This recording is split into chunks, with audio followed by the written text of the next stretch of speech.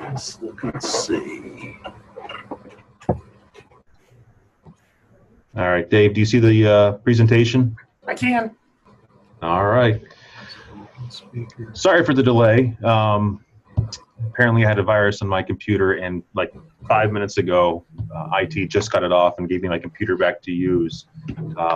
So apologize for that. So amazingly, we've gotten to our third webinar for EMS.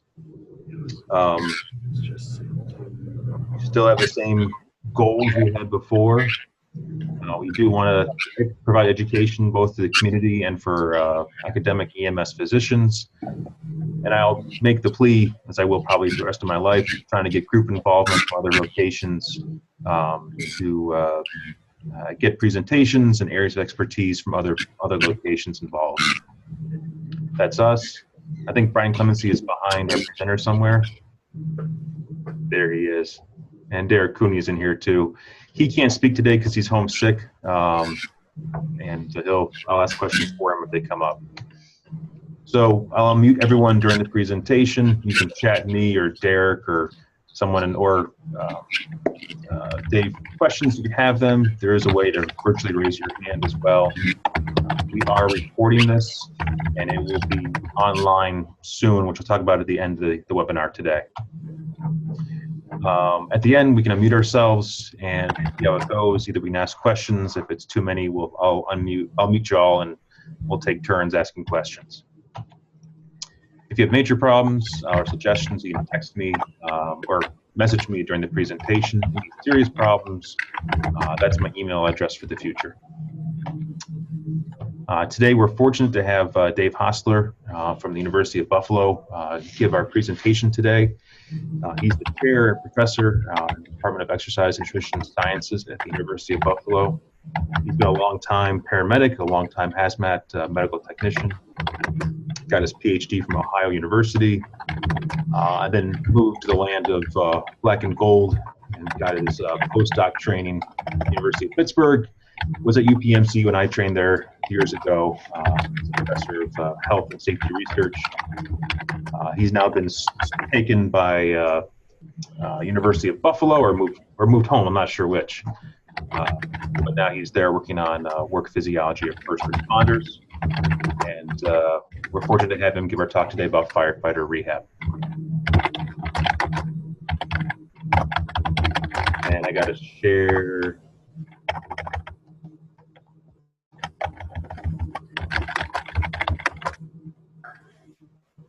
And you're ready to go, Dave. All right, let's see if this works or not. Here, go ahead. Okay. Well, thanks everyone for joining in this afternoon. Talk a little bit about the research we've done over the last 10 years in primarily in fireground rehab, but a little bit in firefighter performance. And the goal will be to give you some practical ideas about how to keep your responders safe when they're working on the fireground or at hazmat incidents. I don't know, Chris, we're not off to a good start. There we go.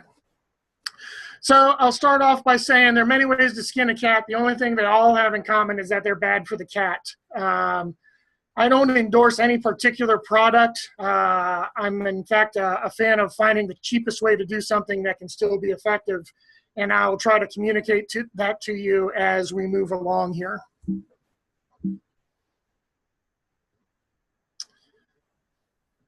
Okay, so the first question is, what is rehab? And when y'all decided to log in today, you probably had some mental image of what a rehab sector looks like on the fireground. And that's what I affectionately refer to as the dog and pony show. There's a place for that rehab, but rehab can span a lot more than that. There's structured rehab and unstructured rehab. There's rehab at the incident and rehab following the incident. And one of the things I try to communicate to folks is don't miss out on the little opportunities. So the picture in the lower right there was one of our live burn studies we did in Pittsburgh. A couple of the instructors and I are conferring over the evolutions. If somebody would have walked up and simply placed a bottle of water in everyone's hand at that point, rehab would have taken place. It would have been small, but it would have been important because everybody would have had some impromptu rehydration at that point in time.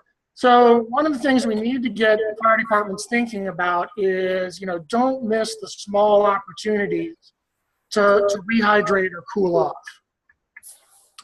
The other thing is to remember that after the incident, folks are still going to be hot and tired, and there may be additional need for rehab. We tend to like to put things into a mindset where there's a definite beginning and a definite end, and at the end of the call, we want everybody to be ready to go to the next call, and that's not always going to be the situation. So let's start off with just by framing the problem. So what are the effects of heavy exertion in the heat? And I'm sure everybody on this webinar understands the effects of uncompensable heat stress. There's a high heart rate, not just from fighting fire, but the heat stress itself. There are ECG changes that accompany this high heart rate. The temperatures both inside and outside go up, and there's a fairly profound platelet activation that accompanies uncompensable heat stress.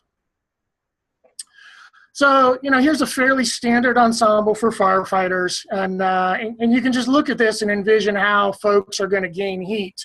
You have a warm core, which is how the body's supposed to work, and as long as there's a gradient where the core is warmer than the shell, everybody's fat, dumb, and happy. When this firefighter starts to work, you're going to try to shunt the blood out to the extremities. They're going to start to sweat. They're going to lose water, but there's absolutely no relief from the heat that can happen as long as they're in this ensemble. Manufacturers will talk about certain types of turnout gear being breathable. Mathematically, they can show you how that's true, but functionally, it just doesn't exist. There's no convective cooling in turnout gear. There's certainly no conductive cooling in turnout gear. If anything, while you're at the fire, the gear is hotter than the firefighter. And there's really no evaporative cooling possible under turnout gear. You're still going to give up the water to sweat. You're just not going to derive any thermoregulatory benefit from it. So if there's really one point I try to get firefighters to take away when I present these data is that, this is the trifecta of uncompensable heat stress. And the most important thing they can do is take their turnout gear off each and every time it is safe to do so. People think that just because their helmet comes off and they open their coat, they're allowing themselves an opportunity to cool. And that, in fact, is not true. There's a very nice study done almost 20 years ago in England where they showed that, if you sit down and open your turnout coat and remove your helmet, you actually do not cool off to any appreciable amount. So we need to communicate consistently, make sure the chief officers understand it, make sure the firefighters understand it. Take the gear off every time it's safe to take gear off. So the other thing I try to convey is it really doesn't matter what the outside conditions are. If a firefighter puts on protective garments and does any degree of exertion, they're going to suffer heat stress. It's a guarantee. As soon as you button up that coat, you start to suffer heat stress. These are data from our lab, just I don't know if anybody can see the mouse or not, but I'm going to humor myself and say that you can. So you can see that there is a gradient here before exercise. We took young, healthy people, put them in protective garments, and it doesn't matter if we work them for 45 minutes, 50 minutes, even this is light exertion. What you see is a collapsing of the gradient between the core temperature and the skin temperature. That happens somewhere between 38 and 39 degrees Celsius. And that generally coincides with the end of work.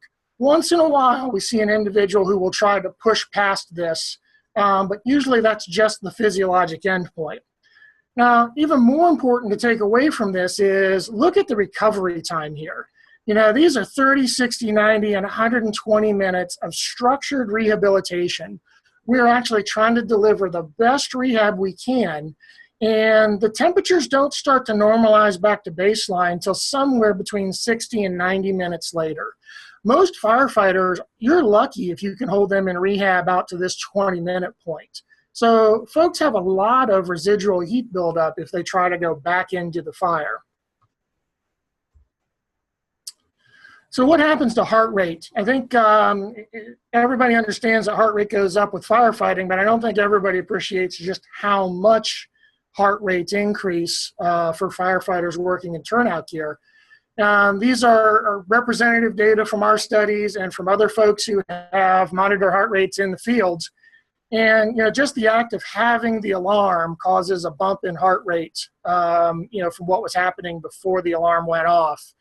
And we see pretty consistently both new and experienced firefighters just pulling up on the incident have heart rates well over 100 beats a minute. That's just pretty standard heading into the front door of a fire building. If you take their heart rate as they exit the building, you see heart rates very near their age-predicted heart rate max. It's not unusual after a single 20-minute bout of firefighting for us to measure heart rates of 180, even 190 in a firefighter in their early 20s. They're going to get into the rehab sector, we hope, for some period of time. You're going to keep them there maybe 20 minutes, and the heart rate's going to be around 100. And, so now it becomes a really perplexing question. If after 20 minutes of rehab is a heart rate of 100 good enough to go back to the fire and do some work? And I'll talk about that more in just a little bit here, but I don't think there's a clear-cut answer to that question. I think some clinical judgment has to take place here. Now, more surprisingly to folks, including ourselves, these are brand new data, were the ECG changes that we picked up during fire suppression. So we had folks that we asked to do 2 work periods or 3 work periods at the fire academy last summer, wearing turnout gear, or at least part of the exercise was live fire suppression, and we put Holter monitors on them, about 40 subjects. And it was the first time we had an opportunity actually to look at heart rates and ECG during the fire as opposed to just before and after. And we were really surprised to see that more than half of subjects actually exceeded their age-predicted max heart rate. Okay, it didn't come close to it like we were measuring at the door after the fire. They went well over it. Okay, and these were all young, healthy individuals screened and considered to be very low risk for any cardiovascular disease. You're seeing heart rates sustained above 150 beats a minute, anywhere from 38 minutes to almost an hour, depending on what group they're in. Concerning, in 3 of our 40 subjects, again, all low risk for cardiovascular disease, we saw frequent PVCs, in quantities that would actually make you a little concerned when reading the Holter. And about a quarter of our subjects showed ST segment changes either during or after fire suppression. A quarter of healthy individuals had pathologic ST changes. So clearly the cardiovascular strain is tremendous. I think even more than most people that do fire service research realized. So that brings up an important point. Rehab starts before the call, and firefighter fitness is important to how a firefighter performs, and importantly, in how a firefighter recovers. The firefighter on the left here is a Scottish firefighter. We believe he's the first and possibly yet the only firefighter to be fired from his job from weighing too much. He failed a physical exam, was given 1 year to lose weight, did not, and lost his job. The firefighter on the far right, some of you may recognize, that's Rich Fronig. Rich was a career firefighter in Tennessee, started competing in the CrossFit Games, won the World Championships a couple of times, and now makes so much money being sponsored by Reebok, he doesn't have to be a firefighter anymore. But they really, in my mind, represent the anchors of firefighter fitness, and all your firefighters probably lie somewhere in between, and their fitness before the alarm actually figures into their recovery. Now, strength and power clearly are important for fire suppression. As many of you know, upper body exertion places a huge strain on the heart. And there are a lot of opportunities for upper body motions and overhead motions in fire suppression. So often, even though a firefighter may not feel like they're working all that hard, because of the type of work they're doing, they may be experiencing considerable cardiovascular strain. Probably that would be disproportionate to how they think they're actually doing. Firefighters like the strength and power piece of working out. What they tend to want to ignore, though, is the aerobic fitness component.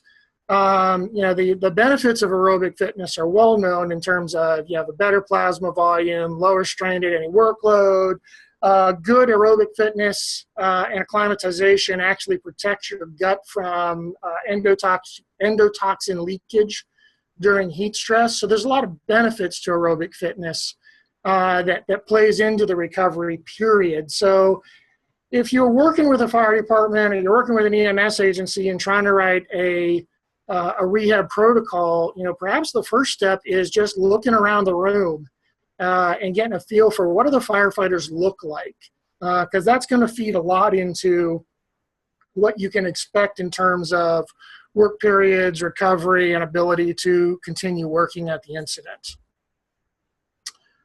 So what are the elements of rehab? I've seen EMS agencies just come to a screeching halt in a discussion because they can't figure out, what are the steps that they have to account for? And the plans end up becoming remarkably complex, and it turns into a guideline that nobody could ever hope to follow.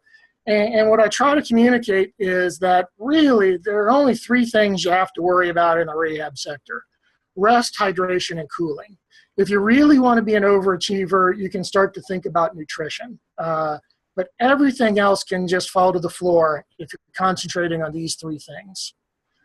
So rest seems obvious. Rest helps in heart rate recovery. You're only going to have time for core temperature reduction if a firefighter sits down and has an appropriate rest period. That is Emma the dog. Emma came to every live burn we ever did in Pittsburgh, and that was her normal position, okay, laying on the concrete in the shady part of the pavilion. Because Emma the dog appreciated the value of rest and probably knows more about rehab than the average firefighter does. So the question becomes, when do you rest and how much do you rest? And many of you, and certainly every firefighter you've ever met, can probably cite this NFPA guideline that there is this two-cylinder rule in the fire service. And it has morphed a little bit over the years, but the two-cylinder rule means as a firefighter, I can consume a 30-minute cylinder of air, come back out, get a second 30-minute cylinder of air, go back into the fire and work. And at that point, then, I'm supposed to go to the rehab sector for some structured recovery. It's been morphed a little bit now that we have larger SCBA cylinders. It can mean one 60-minute cylinder, or it can mean 45 minutes of continuous work. Now, I can say every firefighter can cite this, but probably none of them can tell you where it came from, because the truth is that the NFPA just made it up. And they didn't make it up out of laziness or malice. It just turned out when they wrote 1584 all those many years ago, there was zero data on what the work-rest ratio should be for a firefighter. So they sat around the table, and their best judgment was that 1 sounded like too few and 3 sounded like too many. So the answer was 2 cylinders, and that nowadays persists as though it were etched in stone. I'll tell you, though, you can't take it in that sort of literal sense. The scene dictates the conditions. A firefighter cannot work beyond the body's limits. Every fire is hard, there's no doubt. Some fires are extraordinarily hard, depending on the environment, the situation, and what you're doing. The room and contents fire in your suburban neighborhood is a very different fire than the lumberyard fire that's going to take 36 hours. I can tell you that based on all our data and every other bit of data I've seen, that a 20 to 30 minute rest period, while reasonable from an operational standpoint, only provides a partial recovery. And the graph on the left there, that was from one of our studies where we tried rehydrating firefighters either with a sport drink, IV fluid, or plain water. We asked them to do what was about 2 cylinders of work, light work on a treadmill, carrying some tools. Most people could give us between 30 and 45 minutes of work before we took them to rehab and fully rehydrated them. We gave them back every drop that they sweated off. And then the white bar shows you the next period of work right after, and you can see they pretty consistently could give us only about half as much work time. So this is actually a really important fact for your incident commanders, your chief officers to consider. If this fire is going to go on for a while, you're going to need to bring more people, because every time you rehab somebody, even if you're doing the best rehab you can possibly do, you're going to subsequently get less work out of that crew on the next trip in. So what about after the incident? Every time I throw this picture up in a fire hall, the first thing somebody in the room says is, that was a good fire. And that was a great fire for everybody except the engine crew, where all that hose came off of their truck. Because those individuals all have to go back to the firehouse after they've loaded the hose on the truck. They're going to pull it off of the truck, clean all that hose, and then put it back on the truck again in order to be ready for the next call. That's like going to a whole nother fire worth of work. So you need to keep in mind, if you send a crew away from the scene and they've just been physically destroyed, they may need some extra time to recover back at the firehouse before they're ready to go back into service. So rehydration is critically important. This is a saying by Roger Bannister, that the notion that esprit de corps can somehow defeat the principles of physiology is not only wrong, it is dangerously wrong. The fire service tries to violate this saying all the time. I'm okay, I don't need to go to rehab. Heat stress, it doesn't bother me, I like being hot. Don't worry, I'll rehydrate later. It even extends on to failing to recognize symptoms of stress. And, the fire service likes to ignore that, they really are subject to the laws of physiology. So one of the things we try to stress is that prehydration is important, okay? And I think you all recognize that, in the absence of certain medicines and vitamins, urine color is a pretty reasonable estimate of hydration status, particularly if it's the first void in the morning. So what we try to do with fire departments is get them to put up conspicuous reminders of urine color. This is one thing we did at a study where we just had urine color charts printed up as a sticker and stuck them onto the side of a water bottle. If you're shameless like I am, you put your website and logo on it and start handing them out as freebies. FEMA, when they set up a disaster area, they routinely hang urine color charts over every urinal and in every outhouse. Just a constant in-your-face reminder that you should be hydrating normally. And our experience, I don't have any hard data to prove it, but our experience is folks do tend to respond to this. As long as you remind them, they're pretty good about having a little bit of extra water during the day if they think they're dehydrated. So what fluid do you use in your rehab sector, and how much of it should you provide? I can tell you that consistently we have seen that a firefighter loses between 3/4 and a full liter of weight from sweating during 20 minutes of fire attack.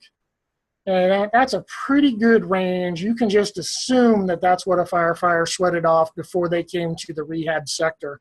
And, thanks to the miracle of working kidneys, more than what they sweated off is going to have to be consumed before, they're going to be fully rehydrated.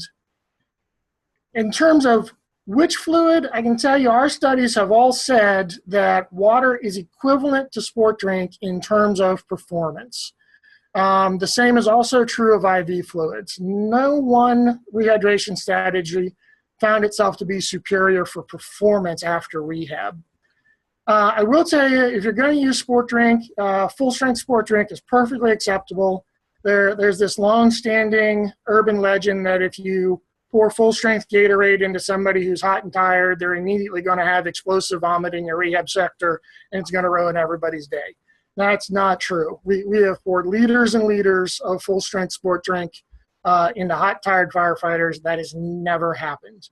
There's no issue with diluting it down if you want to, but you don't have to go to extraordinary efforts. I'll point out, as we all know, taste matters. If using sport drink in a rehab sector encourages people to drink more fluid, then it was probably worth the extra expense over just providing water. But critically important is firefighters need to understand that it may not be possible to keep up with the sweat loss. Very few people I know can sit down in a rehab sector for 20 minutes and knock back a full liter of water and then go back into the fire and be functional. It's just not within most people's physiology to do that. Doesn't mean they don't owe you that fluid later. And I don't think we do a good enough job of reinforcing that with our responders. So what about cooling? People love to flog me about how hard this chart is to interpret, looking at different cooling strategies. And I keep it because that's exactly the point. We tested forearm immersion, cooling fans, a commercial device that cools the hand, chilled IV fluid, a liquid perfused cooling vest, and passive cooling, and they just flat out are not different. The only line here that trends towards significance is the cold IV fluid line. Now, I think if I could have gone back and done this study again, if I would have just empirically given a full liter of cold IV fluid instead of the amount that everybody sweated off, which for many of our female firefighters was less than a liter, I think that line would have been significant. They would have cooled off faster. The downside to that modality is it is very, very, very unpleasant to get a rapid infusion of ice cold saline when you are hyperthermic. I think probably this is an extraordinary modality for treating heat stroke if you're carrying it on your ambulances anyways, but it's not an everyday occurrence on the fire ground. So this clearly is a bad day to fight fire. I think this might have been Sunday morning here in Buffalo. Certainly this winter never seems to want to end. But it's a relatively easy day to not suffer heat stress. And the human body is an extraordinary machine. If you give it an opportunity to regulate its temperature, it will do so quite happily. I'll tell you, every study we have done, and if you critically read all the studies about cooling firefighters, the only conclusion you can come to is that passive cooling is every bit as good as active cooling if the conditions are favorable. Now that is the key piece there.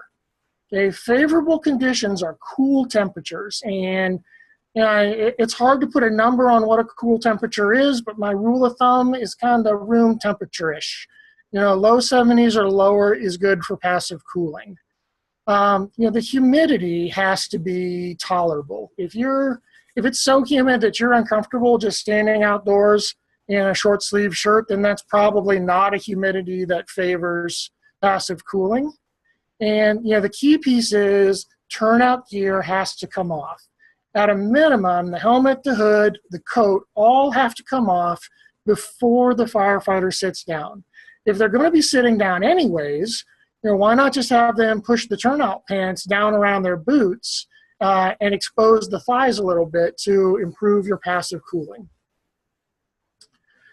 Now, if you cannot set up favorable conditions, if you just can't make that happen, then I will be the first to say that you're going to have to flip over to active cooling. Okay, you're going to have to set the body up to be successful. Number of ways to do that. The easiest one's going to be convection. Every fire department has a plethora of fans for ventilating buildings. You need to know the limitations of your fan. You cannot cool an entire area with one fan. You can cool one or two firefighters with one fan, but you can easily bring convective cooling to bear.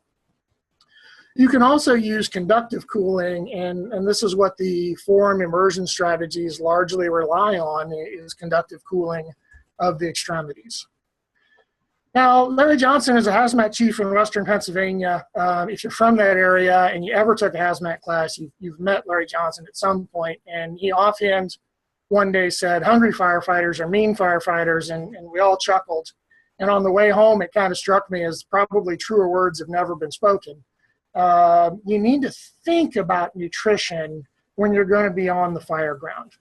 It really should be part of the incident commander's calculus at every incident. And ask yourself, is this an early morning call and, the breakfast hour has come and gone? Is this a multi-hour incident that stretched over lunch? And if you're answering yes to any of those questions, then you probably need to do something to get some calories into your firefighters. Now, not good are high-fat foods and fast foods. When I was a young firefighter, Rehab required us to take the ambulance to the McDonald's on Colonel Glenn Highway, where they happily gave us sacks full of cheeseburgers and a 5-gallon bucket of that really nasty orange drink, and that was going to be our rehab sector. We thought we were living large at the time, and it turns out that that's just not the right approach. Much better are going to be sport bars or cereal bars, and when people ask me what the difference between a sport bar and a cereal bar is, the answer really is about $1.50 a bar. Structurally, nutrition content-wise, as long as you're staying away from the esoteric sport bars, they're very similar. They have a shelf life just this side of a Twinkie, so you can put them in all your command vehicles and have them ready to go. Look for something that's got a decent mix of carbohydrate and protein. Try to stay away from the ones that are really high in sugar. But this is a quick and easy way of bringing some nutrition to the fire grounds. Okay, so how is it done? That's kind of the principles of rehab. What are the specifics that you tell your EMS agency or your fire department to do if you want them to set up rehab and be effective at it? And the first thing I stress to people is remember why you're there. The rehab sector is not about emergency medicine. The rehab sector is about occupational medicine. And this is one reason I say the rehab sector cannot be run by your newest EMT or your newest paramedic, because to those individuals, everybody's a patient. And rehab is about getting folks back to work.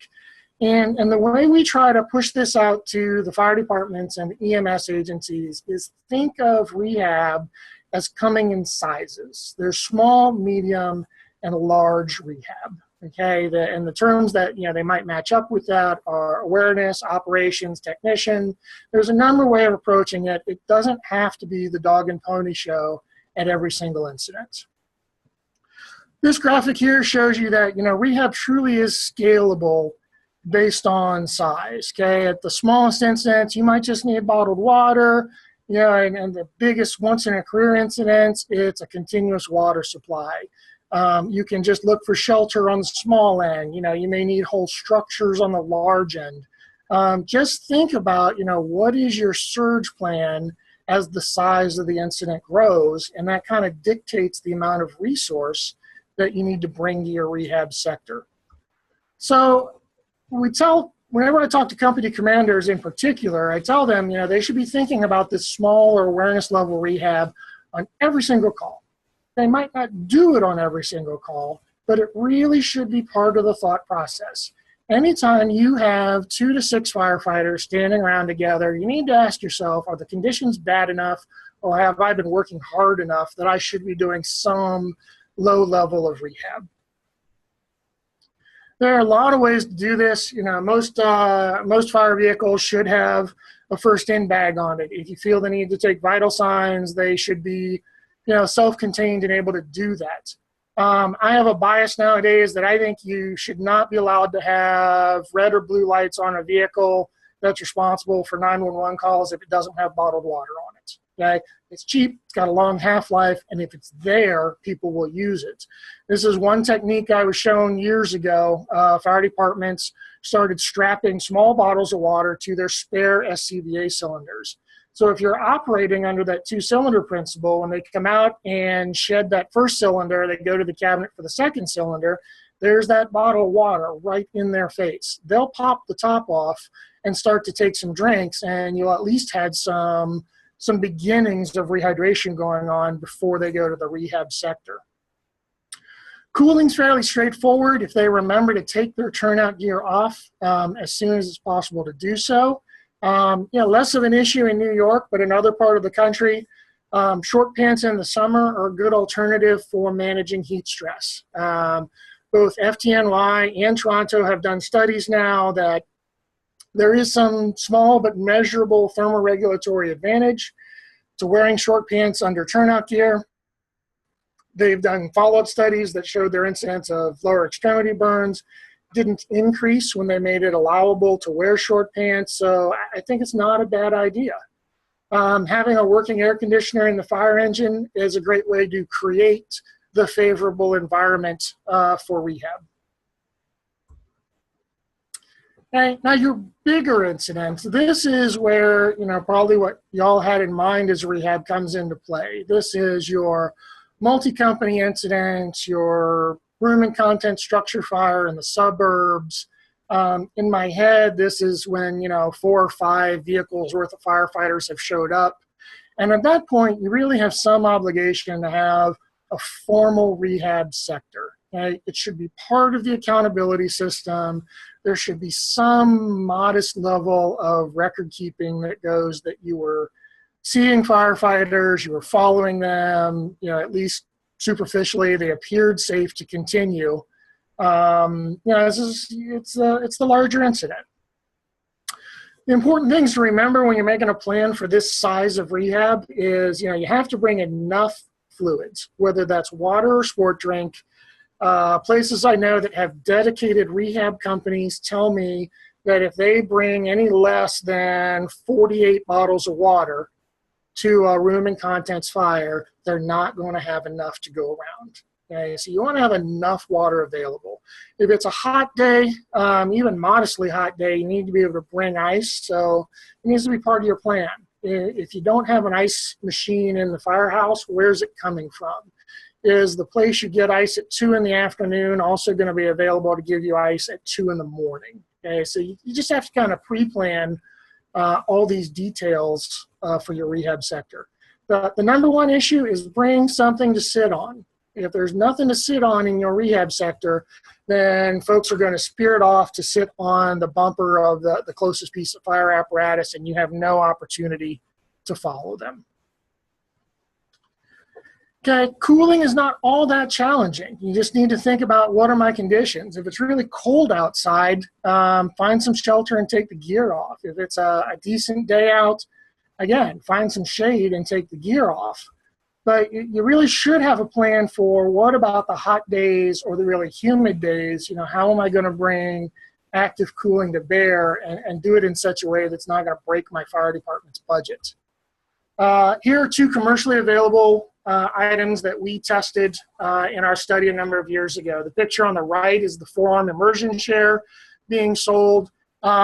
This is a great product. It's a sturdy chair. Each arm holds about a gallon of water. It works. It is a good way to cool firefighters off. It is not cheap. Last time I bought them for the lab, they were running about $100 a chair. The picture on the left is the liquid perfused cooling vest. They use this in the NASCARs to prevent heat stress. I don't think this is optimal for the fire service. The vest actually has to be dipped in ice water, so it has to be soaking wet before they put it on. The bucket actually has to contain ice water, not water, and it does require an electric source. So I just don't think this is the best modality for the fireground, but it will work if this is what you have. There's a cheaper way to do forearm immersion cooling. We go to Home Depot and I can buy these 5-gallon buckets for about $1.77 a bucket. You steal a folding chair from the back of the fire hall and some milk crates from the restaurant down the street, and all of a sudden you have forearm immersion done on the cheap. I'll argue that this is actually a better heat sink because I can put 5 gallons of water in each of these buckets as opposed to a gallon in each arm of the cooling chair. These are especially great for fixed sites. You put a stack of 20 of these at your local fire academy, and they can break them out any day that they're training in the heat and set them up for rehab. So for this group, I think it's important to mention medical monitoring in the rehab sector. Optimally, I think you need an EMS unit detailed to rehab. And if you can pull it off, it really should not be the EMS unit you're going to use to transport patients. Because if you end up with a patient, your rehab sector just piled into an ambulance and left, and now you don't have a rehab sector anymore. We can talk about vital signs, and I will in a minute. There may or may not be value in trying to measure temperature on the fire ground. We published a paper a number of years ago that shows that all the devices that are easy to use in the field, the accuracy in predicting core temperature really falls apart when your subjects are heat stressed. So I actually have come full circle on this in the last 8 years. I don't recommend that we measure temperature in the rehab sector anymore. I would much rather have competent providers that can use good clinical judgment instead of trying to read the number off a thermometer. This is an issue I hear about from fire departments all the time. Should we be screening for carbon monoxide in our rehab sector? And, I always present it back to them, which of these is more valuable after the fire goes out? And almost invariably they'll say, oh, the carbon monoxide oximeter is more valuable because it'll tell me if somebody has carbon monoxide poisoning. You can frame this a slightly different way for them. Think of any disease in the world. Would you rather not have the disease or have a surefire method of realizing you have the disease? Fire departments want to buy these, and I've got nothing against these co-oximeters, but they already have 4-gas meters on their engines. Virtually every fire department has a 4-gas meter. They really should be better about pulling them off the trucks after the fire goes out and monitoring the fire for carbon monoxide. If the levels are high, go put your SCBA back on. Don't get the carbon monoxide poisoning to begin with. But this was kind of demonstrated in a study I had the good fortune to help Kevin Mackey with in Sacramento. Kevin, as the medical director for the fire department, went out to 48 different fires. He took a lot of carbon monoxide measurements. And the vast majority of the time, there was just no change in SPCO from baseline.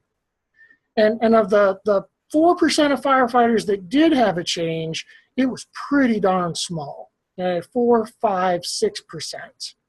It's really, really small.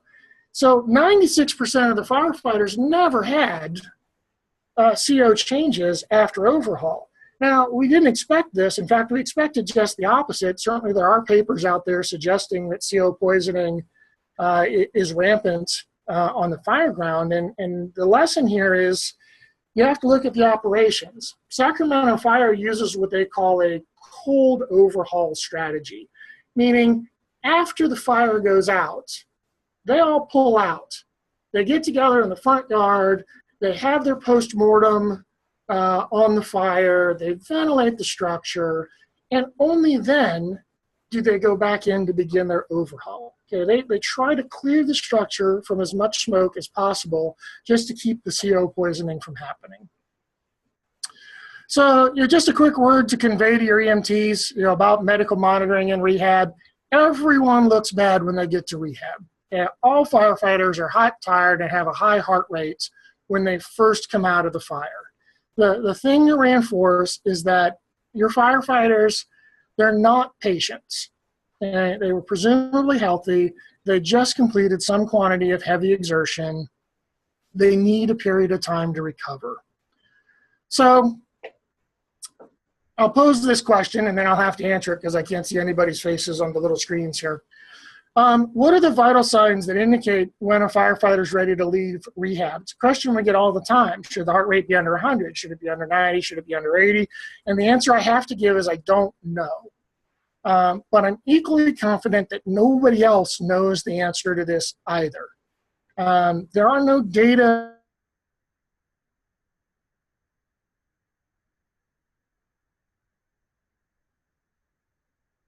I am sure of is that if you're going to take vital signs, one set of vital signs is not helpful. You really are looking for trends. Are the heart rates and the blood pressures doing what you want them to do to indicate that people are starting to recover and may be ready to go back to work? Now, I think in fairness, it's important to say there are actually no data to justify even taking vital signs in the rehab sector. There's no solid piece of data out there that says you're doing anything useful by taking blood pressures and heart rates. Now, I still fall in the camp that you probably should monitor vital signs because I think you're looking for the outliers. One important thing is to remember blood pressure in rehab is very similar to blood pressure after doing maximal exertion. Low blood pressure is going to be common. After maximal exertion, blood's going to pool in the legs. You're going to get low blood pressure. So I always tell folks, if you're monitoring blood pressure in rehab, be very concerned about high blood pressure. Okay? And that, in my head, is a fairly ominous sign in a firefighter in the rehab sector. But don't necessarily assume that normal or low blood pressure is always a good thing. You know, some of your less healthy firefighters, you know, they could be showing signs of a relative hypotension there. Okay, the most important thing is use good clinical judgment. You know, everybody looks bad when they get to rehab. If after 20 or 30 minutes of rehab you have heart rates down under 100, that's probably a normal response, but providers should not interpret that to mean that they've recovered. If you've got folks in the rehab sector for 40, 45 minutes and they still have high heart rates and their temperatures still seem to be high, that's probably not normal. And then you need to start asking your question, did I provide cooling? Have I provided enough rehydration? Or is there some true underlying medical condition that's going to flip this individual from an OCMED setting to an emergency medicine setting? And then I just wrap up by saying that, you know, there are these, what I think are once in a career fires. You know, this was a couple of months ago. This was a multiple warehouse fire in Los Angeles near the intersection of two major freeways. This should be a once in a career. If you're seeing this more than once in a career, you might want to question what you've done with your life because you're in the wrong places. When you have an incident that big and you're literally going to pull hundreds of firefighters to an incident, you can't set up a regular rehab sector. Okay? Devices aren't practical. You know, you have to create an environment or find an environment. Okay? Buses can be a practical way to set up a good rehab sector. Air-conditioned shelters are okay, but they're really expensive. If you have a county resource, it might be a decent way to go. But you can always use a structure. Every address on planet Earth had somebody that was first due. You could run a shuttle to take, you know, some significant number of your firefighters off the scene back to the first due firehouse and let those folks recover in an air-conditioned or heated environment away from the scene. And lastly, I'll just reinforce once again, post-incident rehab is important. You know, we've seen the number of line of duty deaths over the years, you know, that happen hours after the fire. And, you know, and we can speculate as to why that is, but clearly putting some more thought into how we rehab after the fire and keeping an eye on folks in the following hours is clearly an important way to go. And so with that, I'll just conclude and say that, you know, this might be the future of firefighting someday. You know, people love sending me these technology things saying, look where the fire service is going. And, you know, I'm like every other firefighter. I think that's just about as cool can get. But, you know, until that happens, you know, we can't just respond and work through the heat. Okay, yeah, we're going to have to rehab and we're going to have to take care of the people we have. And Chris, you want to flip just one more slide for me there? Okay. There's a lot of ways of doing this. I've given you what we sit down and come up with as cheap, practical ways of setting up a rehab sector. You know, sit down with your folks and do a needs analysis. What kind of incidents are they responding to? What's the worst case scenario? And where are the resources coming from? And just give me one more there, Chris. And with that, I'm going to finish up. And I want to thank, these are just some of the many, many people that have contributed to the last 10 years of work in my lab. And certainly I would be remiss if I didn't thank our funding agencies. You know, we can have all the great ideas in the world, but if you don't have money to pay for the science, you got nowhere to go. And thank you very much. I'd be happy to take any questions.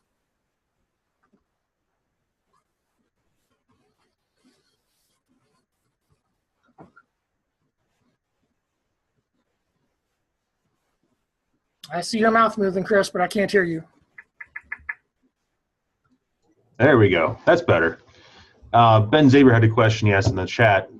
He was worried He asked, is there a risk of hyponatremia from using too much water on people doing work in rehab? It's always a risk. I think the risk is pretty low.